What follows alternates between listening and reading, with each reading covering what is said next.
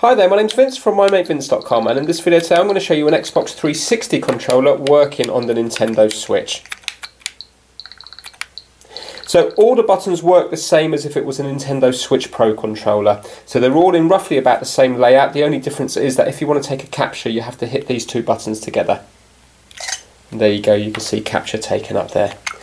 Now at the moment it's set up so it mimics a Pro controller. So for example, if the Nintendo Switch asks you to press A, normally you would press A on the Pro controller. Here you would have to press B because it's in the same layout. If that's too confusing, what you can do is you can press Start and A together and hold it down for about 3 seconds, and then it will swap the buttons around so A will actually be A on the Xbox 360 controller. So watch this now. There you go, so now it's gone to there. Now if I go back, that would be B, and then if I was to go down to System Settings and press A, it's going to bring me in there, and if I want to go back out, I can press B. If you want to revert it back to how it was, you just press Start and B together for 3 seconds. There we go, and now if I press A, it will bring me out, and B will bring me in. Now Rumble and everything works on this, so if for example I was to go down to controllers, and then if I was to go to search for new controllers, you can see now that it is rumbling.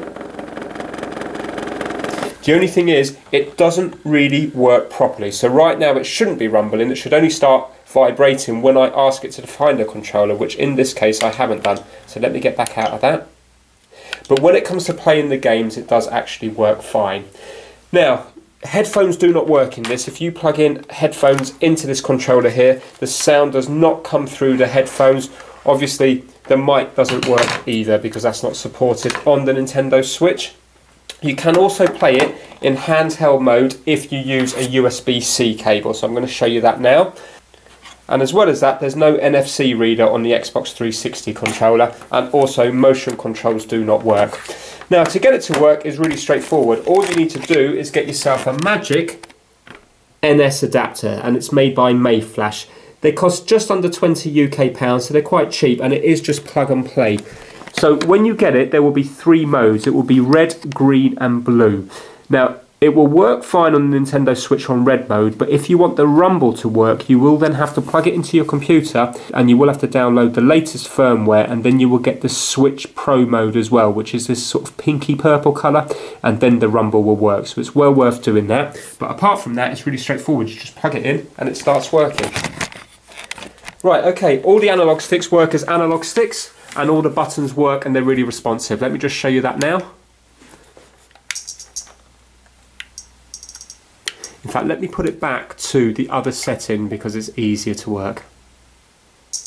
Okay, so now this will be A and this will be X and Y and B.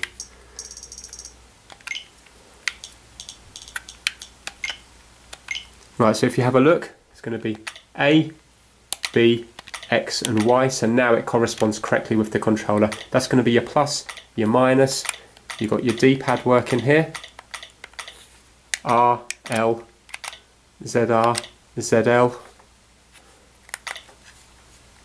right analog stick in and left analog stick in, and if you look you can see how responsive it is. So watch this.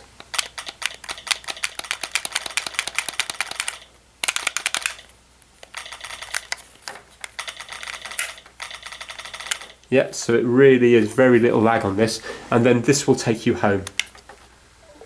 And again, now you can see that it's vibrating inappropriately. It shouldn't be doing this right now. But it's not a problem, just go down to some other setting and then it will stop. But when you're playing the games, it doesn't actually do that. Now let me show you the analog sticks working.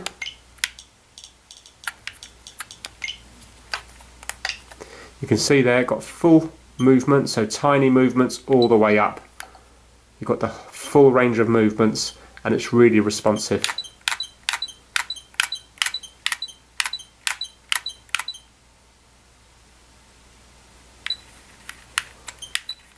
Let me show you the other one.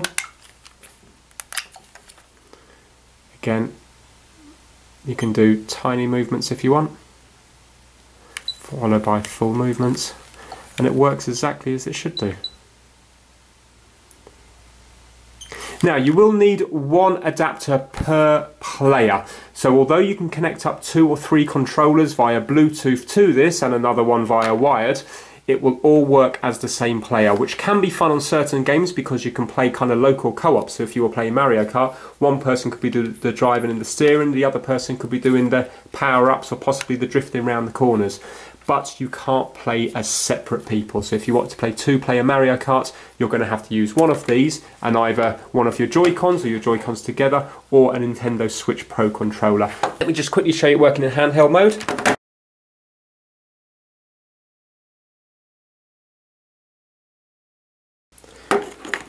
Okay, so I've got it plugged in now in handheld mode. So what I've done is I've used a little USB-C on-the-go cable. I've got the MayFlash Magic-NS adapter plugged into the USB cable, and then I've got my 360 controller plugged into that. Now, every time you unplug that controller, it will default to the previous settings. So if you want it to work as A rather than B as A, again, you're going to have to hold down Start and A. There you go, and now it will work as the controller down here rather than mimicking the Pro controller. And if you have a look there, you can still see that it's working fine.